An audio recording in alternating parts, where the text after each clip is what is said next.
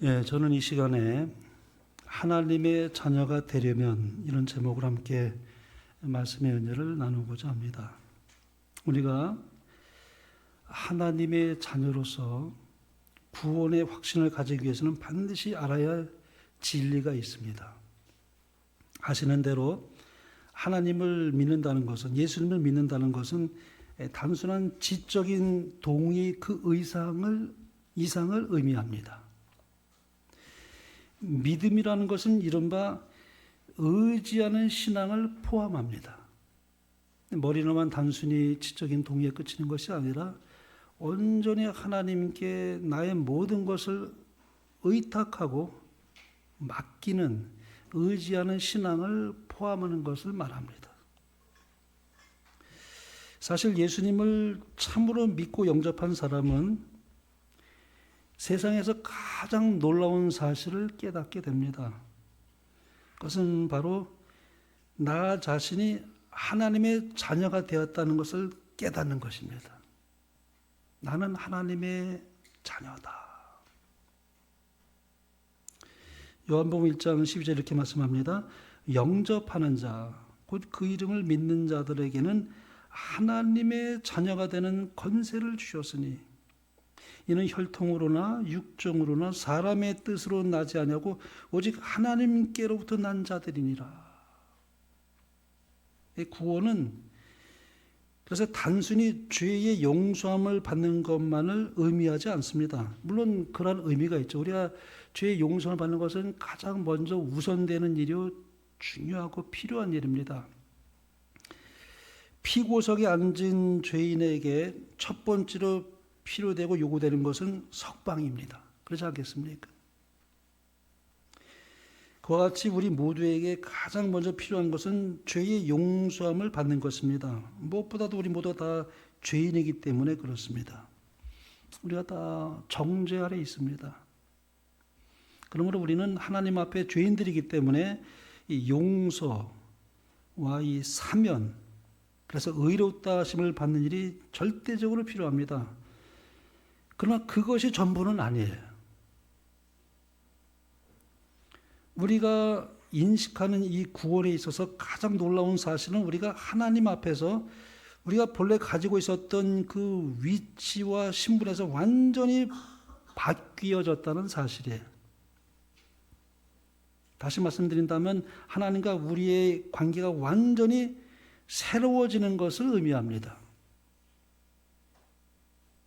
죄의 사함을 받아도 여전히 예전과 똑같은 삶을 살아갈 수도 있습니다.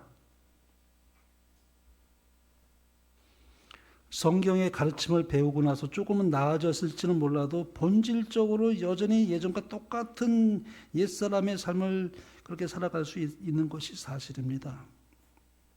그래서 그런 거를 이제 우리가 명목상의 그리스도인이다 그렇게 말합니다. 그러나 진정한 그리스도인은 달라요.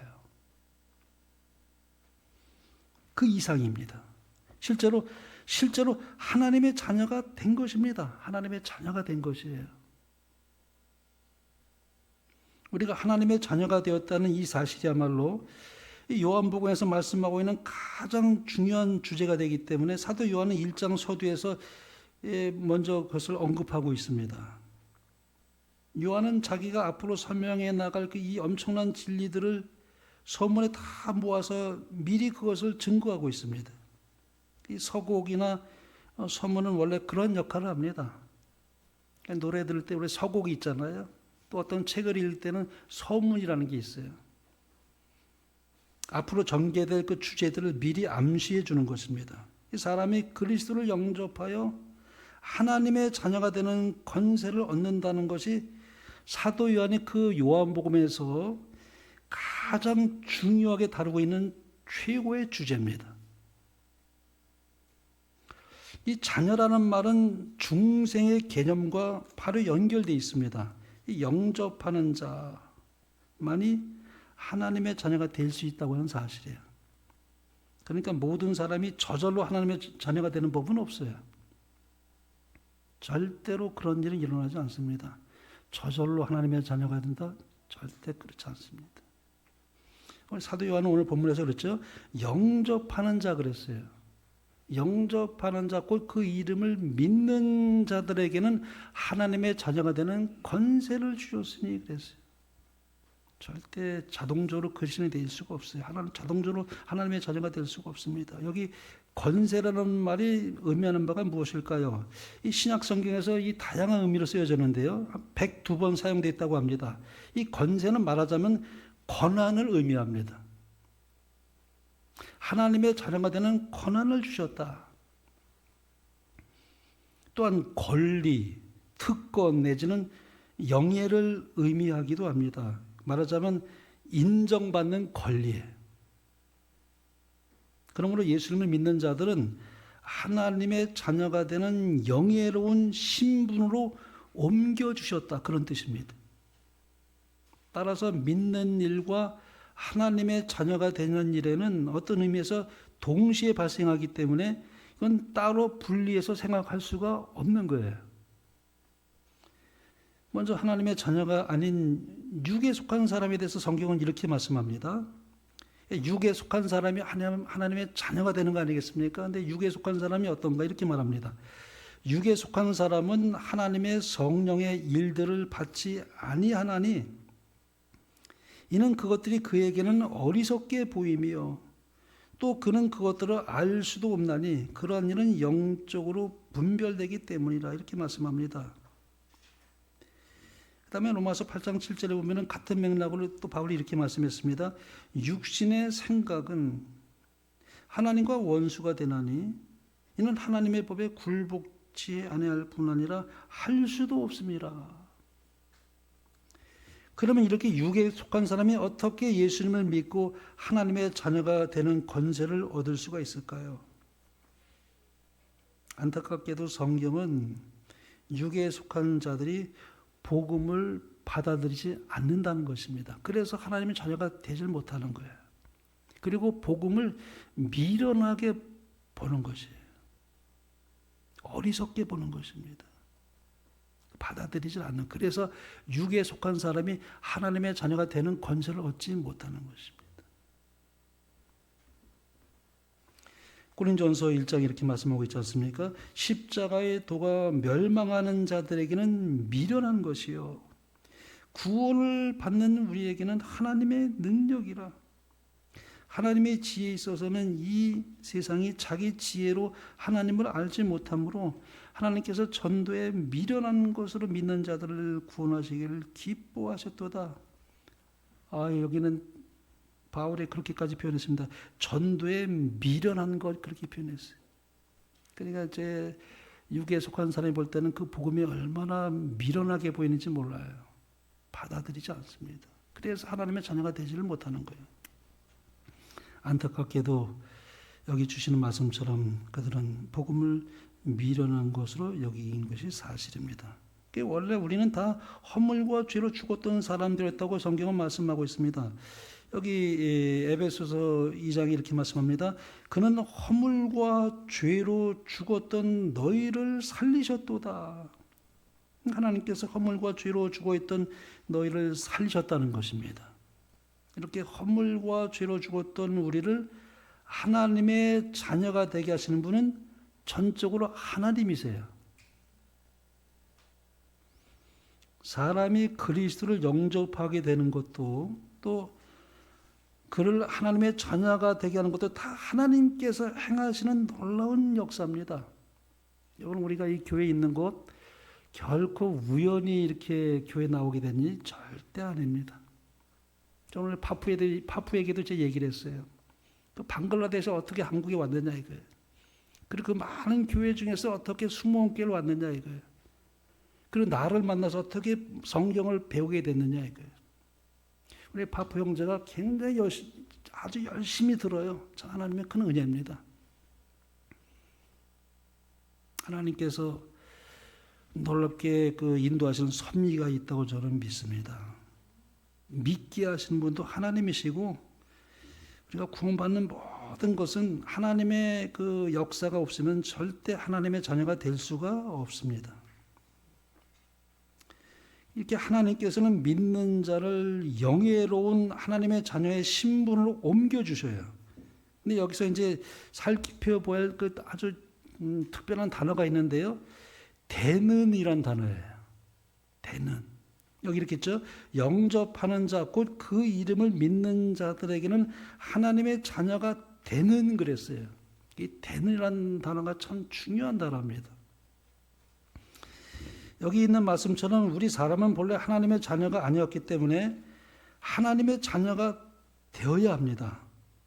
사실 우리는 원래 진노의 자녀들이었거든요. 성경에 그렇게 말씀합니다. 에베소 2장에 보면은 전에는 우리도 다 그 가운데서 우리 육체의 욕심을 따라 지내며 육체와 마음에 원하는 것을 하여 다른 이들과 같이 본질상 진노의 자녀였더니 우리 원래 그런 사람들이었습니다. 본질상 진노의 자녀였습니다.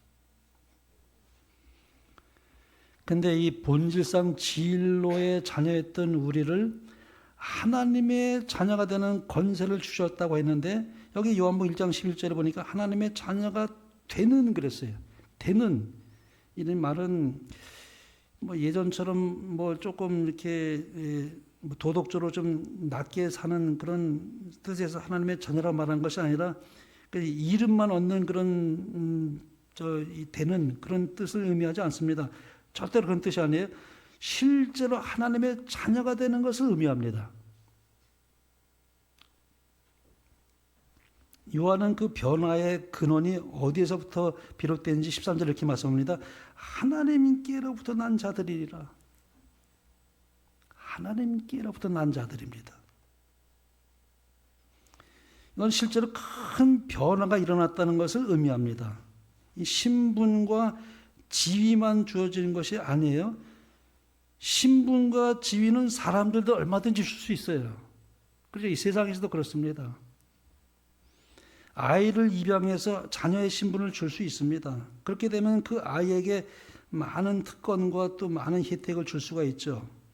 그러나 그 아이의 본성을 바꾸지를 못합니다. 그렇죠? 입양시켰다고 해서 그 본성까지 바꿀 수는 없어요. 근데 요한복음에서 말씀하고 있는 이 하나님의 자녀가 된다는 이 말씀은 실질적인 본성의 변화가 일어나는 것을 의미합니다. 엄청난 얘기입니다, 사실은.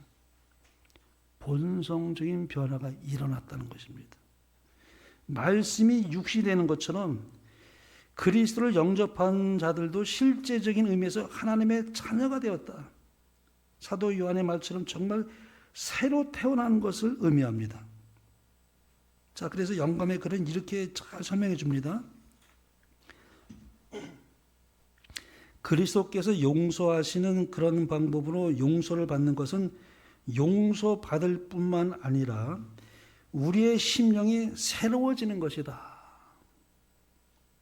주님께서는 내가 새 마음을 너에게 주리라고 말씀하신다. 그리스도의 형상이 바로 마음, 가슴, 혼에 찍힌다. 사도는 우리가 그리스도의 마음을 가졌다라고 말한다.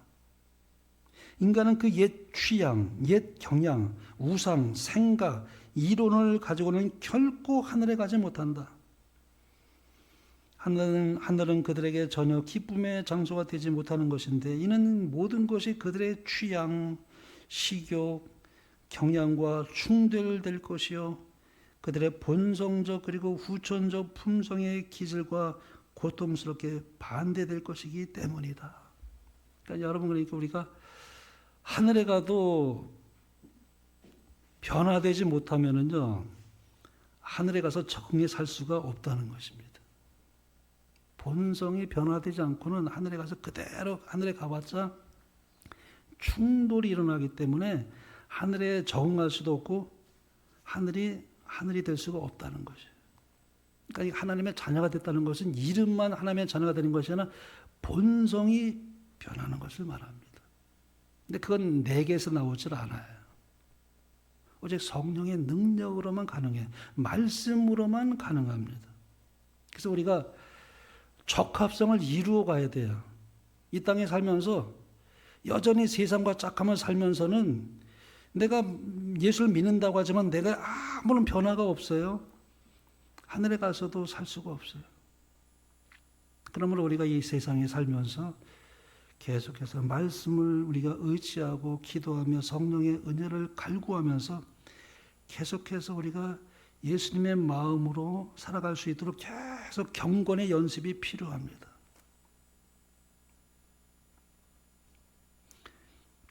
나는 침례 받았으니까 또 하나님 앞에 내가 이렇게 또 헌금도 하고 또 교회 출석도 하고, 근데 하나님의 자녀는 그 이상입니다. 그건 대단히 중요하죠. 출석하고 헌금하고 날마다 우리가 그렇게 하나님의 자녀임을 침례 받았기 때문에 나는 하나님의 자녀다, 그렇게 생각하면서 사는 것은 중요하죠. 그러나 그 이상을 여기 말하고 있습니다. 자, 여기 이렇게 말씀합니다. 태초에 사람은 하나님의 형상대로 창조되었다. 사람은 하나님의 율법과 본성의 완전히 조화를 이루었다. 의의 원칙이 그의 마음에 새겨져 있었다. 그러나 죄가 창조주와 사람을 분리시켰다. 그는 더 이상 하나님의 형상을 반사할 수 없게 되었다. 그의 마음은 하나님의 율법의 원칙과 반대되었다. 육신의 생각은 하나님과 원수가 되나니 이는 하나님의 법에 굴복치 아니할 뿐 할 수도 없습니다. 사람의 마음은 하나님의 은혜로 새로워져야 하고 위로부터 새 생명을 받아야 한다. 이와 같은 변화는 새로 나는 것인데 예수님께서는 이 일이 없이는 하나님 나라를 볼 수 없다라고 말씀하신다. 우리가 침례 받을 때 새 생명을 받았잖아요. 근데 이거는 침례 받고 끝날 일이 아니라 계속해서 하나님부터 새 생명을 받아야 돼요. 어제 제가 금요일 저녁 예배 아주 중요한 말씀 드렸죠. 제가 계속 지속이 돼야 돼요. 포도나무와 가지가 떨어지면 안 되는 것처럼 계속 양분을 흡수해야 돼요. 우리 이 땅에 살면서 말씀을 등한히 하면요, 영적으로 성장할 수도 없고 영적으로 설 수가 없어요. 저 자신부터 그걸 제가 경험합니다. 제가 아침에 말씀 보지 않으면 하루에 벌써 영적으로 내가 육이 나를 지배할 수 있는 그것에 내가 노출시키는 거예요. 이거는 누가 시켜서 되는 게 아니라 내가 하나님의 자녀이기 때문에 자연적으로 말씀을 사랑할 수가 없어. 사랑하지 않을 수가 없어요. 말씀을 먼저 보게 됩니다. 기도하게 되고. 그렇지 않으면 내가 죄에 의해서 승리할 수가 없어요. 내 육을 지배할 수가 없습니다. 본성적인 사람이 그리스도의 은혜로 변화될 때 그 변화는 새 사람, 새 마음, 새 목적, 새 충동 속에서 드러난다. 그리스도의 말씀이 받아들여질 때 그것은 영이요 생명이다. 그래서 우리가 말씀을 들을 때, 말씀을 우리가 묵상할 때 하나님의 생명을 받는 순간이에요. 그때 우리는 하나님의 아들의 살을 먹고 피를 마신다. 그리하면 마음의 열매가, 입술의 열매가, 품성의 열매가 맺히며 어떤 이는 30배, 어떤 이는 60배, 어떤 이는 100배의 열매를 맺는다. 이건 사람의 힘으로 절대 되지 않아요. 우리는 자꾸 말에 실수하게 되고 넘어지게 되는 것은 뭐냐면은 말씀의 영이 나를 사로잡지 않으면 언제든지 그렇게 될 수밖에 없는 육신의 연약함을 우리는 인정해야 됩니다. 하나님부터 끊임없이 생명을 받아야 돼요. 그렇습니다. 우리는 예수님을 영접함으로 하나님의 자녀라는 이름을 얻습니다. 그러나 반복해 말씀드리지만 그것은 하나님의 자녀라는 이름뿐만 아니라 하나님의 자녀로서의 본성도 얻는 것을 의미합니다. 명칭만 얻는 것이 아니에요. 세상도 다 아는 사실이지만 명칭만 얻었다고 해서 사람 자체가 달라집니까? 절대 달라지지 않아요. 명칭이 사람을 변화시키지 않습니다. 목사가 나를 변화시키는 게 아니에요. 명칭이. 사람은 언제든지 옛날과 똑같을 수가 있습니다. 우리가 잘못 이해하게 되면 명칭이 달라지면 사람도 달라진 것처럼 생각할 수 있는데 그건 절대 그렇지 않습니다. 진정한 그리스도의 경우는 어떤가? 여기 이제 영감의 글은 이렇게 말합니다. 모세가 광야에서 뱀을 든 것 같이 인자도 들린 바 되었으니 뱀에게 속고 물린 자마다 쳐다보고 살 수 있다. 십자가에서 비치는 빛은 하나님의 사랑을 드러낸다. 그분의 사랑은 우리를 그분께로 이끌어준다. 만일 우리가 이 이끄심에 저항하지 않는다면 구주를 십자가에 못 박게 한 그 죄를 회개하는 가운데 십자가 밑으로 인도함을 받을 것이다. 그때에 하나님의 영께서 믿음을 통하여 사람의 심령에 새 생명을 낳는다. 근데 이거는요, 날마다 경험하게 돼 있어요. 날마다 새 생명을 받아야 돼요. 예수님도 우리의 모본이라 했는데 예수님은 하나님의 아들이시면 인성을 입으셨기 때문에 날마다 새벽 미명에 하나님께 무릎 꿇어 성령의 침례를 받았다고 그랬어요. 예수님조차도 성령의 침례를 날마다 예수님도 받았다고 그랬습니다. 그러니까 우리도 날마다 성령의 침례를 받아야 돼요. 그때가 뭐냐면 생명을 받는 순간이에요. 사상과 욕망은 그리스도의 뜻에 순종하게 된다. 마음과 정신은 우리들 속에 역사하여 모든 것을 그분께 복종하게 하시는 당신의 형상으로 새로 지음을 받는다. 그때에 하나님의 율법이 마음과 정신에 기록이 되며 우리는 그리스도와 더불어 나의 하나님이여 내가 주의 뜻 행하기를 즐기나이다라고 말할 수 있게 된다. 그게 날마다 행복한 것입니다. 주님의 뜻에 있는 것이 가장 행복합니다. 주님의 뜻이 내 마음에 새겨질 때 그게 가장 마음에 평안함을 주고 모든 세상 걱정, 근심료가 많이 우리를 엄습할 때에 다시 내 마음을 평정할 수 있는 마음은 어디서 오는가? 말씀을 받아들일 때 옵니다. 예수님께서 이렇게 말씀했죠. 육으로 난 것은 육이요 성령으로 난 것은 영이니 그랬어요. 본성적으로 사람의 마음은 악합니다. 욥기 14장 이렇게 말씀했죠. 누가 깨끗한 것을 더러운 것 가운데서 낼 수 있으리까 하나도 없나이다. 이 세상에 존재하는 모든 사람은 다 똑같아요. 근데 이렇게 말합니다. 육신의 생각은 하나님과 원수가 되나니 이는 하나님의 법에 굴복치 않을 뿐만 할 수도 없습니다. 육신으로는 안 됩니다. 근데 많은 사람들이 육신으로 하려가 헛수고만 합니다. 헛수고를 해요. 수도를 해서 되는 거 아니에요. 교육으로 안 됩니다. 절대 그것을 뼈저리게 정말 완전히 파산되기까지는 깨닫지 못해요. 죄가 얼마나 우리를 그렇게 누르는지 그걸 절절히 내가 경험하지 못하면 반석이 완전히 깨지는 경험하기 전까지는 그 죄의 속성을 모릅니다. 마음의 냇물이 맑게 되려면 먼저 마음의 샘이 정결하게 돼야 되는 것이죠. 그러므로 자기 자신의 행위로 율법을 지킴을 하늘에 가겠다는 것은 사실 불가능한 것을 시도하는 거예요. 많은 우리 그리스도인들 중에도 그런 우를 범할 수가 있어요. 자기 힘으로 성화되려고 노력하는 사람 많아요. 먼저 예수님과 연결되지 않으면 열매를 맺을 수가 없어요. 예수님과 연결되는 것을 최우선을 먼저 생각해요. 그러니까 말씀을 떠나서는 절대 우리는 거기에 이를 수가 없는 거죠. 그래서 여기 이렇게 말씀합니다. 그리스도인의 생애는 옛 것을 변경하고 개량하는 것이 아니라 본성을 변화시킨 것이다. 자신과 죄에 대하여는 죽고 전혀 새로운 생명으로 나오는 것이다. 이런 변화는 성령의 효과적인 역사에 의해서만 이루어질 수 있다. 하나님의 성령이 사람의 마음을 사로잡을 때 생애가 변화된다. 죄악적인 생각은 사라지고 악한 행위와는 인연을 끊게 된다. 사랑과 겸손과 화평이 분노와 시기와 분쟁을 대신한다. 기쁨이 슬픔을 대신하고 용모는 하늘의 빛을 반사한다. 사람의 믿음으로 자신을 하나님께 바치는 때에 복이 임한다. 그때 인간의 눈으로는 볼 수 없는 능력이 하나님의 형상대로 새로운 피조물을 창조하는 것이다. 사망에서 생명으로 옮아간 사람은 그것이 하나의 거룩한 실제임을 깨닫는다. 깨닫습니다. 그건 실제입니다.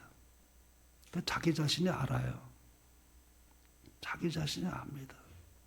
아, 이건 하나님의 은혜다. 아, 내가 또 육신이 올라오네. 근데 이 육신을 제어하고 하나님께서 나에게 복을 주셔서 이렇게 변화되어서 이 입에 재갈을 물리고, 그리고 내가 참 많은 사람들에게 친절을 베풀고 관용하고 모든 사람을 이렇게 포용할 수 있는 그런 마음은, 내가 옛날엔 그런 사람이 아니었는데 아, 내가 이런 마음을 가질 수 있다는 거, 이건 정말 최고의 기적이구나. 그건 내게서 나온 게 아니라 성령의 역사입니다. 그 열매입니다. 그러므로 사도 요한이 오늘 본문에서 말씀하고 있는 하나님의 자녀는 이 명칭만이 아니라 실제적인 변화가 수반된 것을 포함합니다. 그래서 베드로는 문자 그대로 신의 성품에 참여한 자가 된다고 이렇게 말씀했습니다. 여기 에베소서 1장 끝부분을 보겠습니다. 이로써 그 보배롭고 지극히 큰 약속을 우리에게 주사 이 약속으로 말미암아 너희가 정욕 때문에 세상에서 썩어질 것을 피하여 신성한 성품에 참여하는 자가 되게 하였느니라. 그러니까 경건의 모양만 있는 것이라 경건의 능력을 경험한 사람들의 고백입니다. 하나님은 사랑이죠.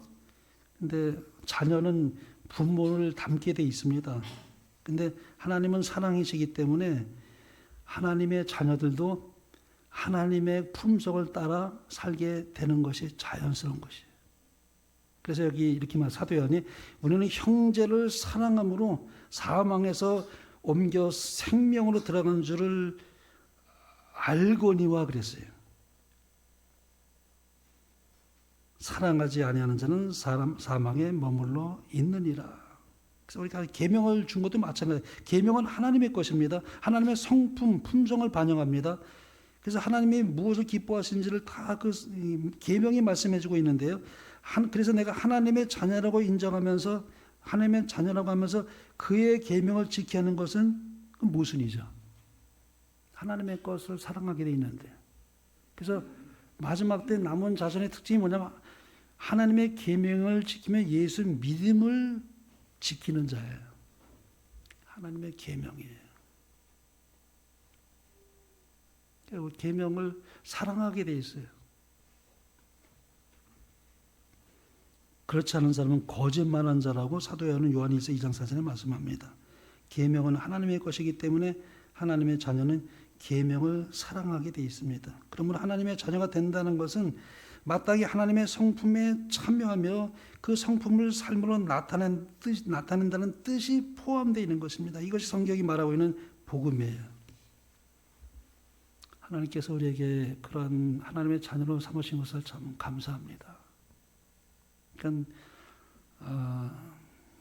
내 마음을 변화시키는 것은 말씀이 변화시켜요. 또 말씀을 통해서 성령은 언제나 말씀을 통해서 역사하셔요.